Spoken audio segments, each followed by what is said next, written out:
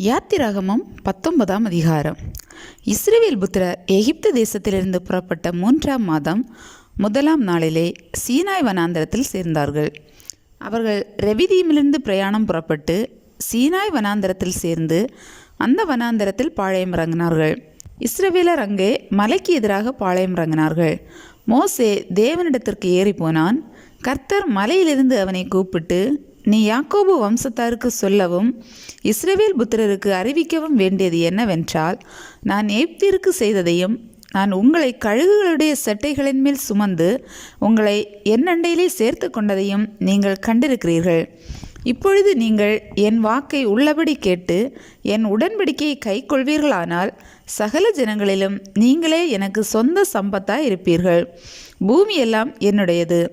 நீங்கள் எனக்கு ஆசாரிய ராஜ்யமும் பரிசுத்த ஜாதியுமாய் இருப்பீர்கள் என்று நீ இஸ்ரவேல் புத்திரரோடே சொல்ல வேண்டிய வார்த்தைகள் என்றார்.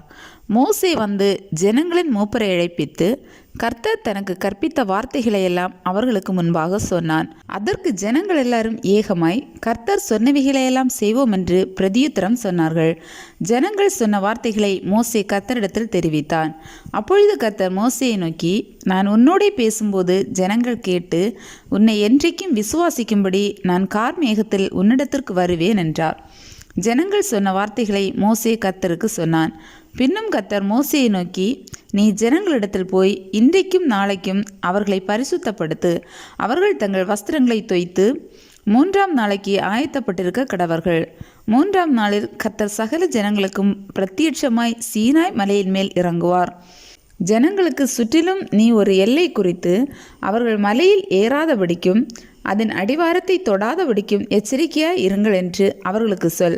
மலையை தொடுகிறவன் எவனும் நிச்சயமாகவே கொல்லப்படுவான். ஒரு கையும் அதை தொடலாகாது. தொட்டால் நிச்சயமாக கல்லறையுண்டு அல்லது ஊடுருவ எய்யுண்டு சாக வேண்டும். மிருகமானாலும் சரி மனிதனானாலும் சரி உயிரோடே வைக்கப்படலாகாது. எக்காலம் நெடுந்துணியாய் தொனிக்கையில் அவர்கள் மலையின் அடிவாரத்தில் வரக்கடவர்கள் என்றார். மோசே மலையிலிருந்து இறங்கி ஜனங்களிடத்தில் வந்து அவர்களை பரிசுத்தப்படுத்தினான். அவர்கள் தங்கள் வஸ்திரங்களை தோய்த்தார்கள். அவன் ஜனங்களை நோக்கி, 3ஆம் நாளுக்கு ஆயத்தப்பட்டிருங்கள், மனைவியினிடத்தில் சேராதிருங்கள் என்றான். 3ஆம் நாள் விடியற்காலத்தில் இடி முழக்கங்களும் மின்னல்களும் மலையின் மேல் கார்மேகமும் மகாபலத்த எக்காள சத்தமும் உண்டாயிற்று. பாளையத்திலிருந்த ஜனங்கள் எல்லாரும் நடுங்கினார்கள்.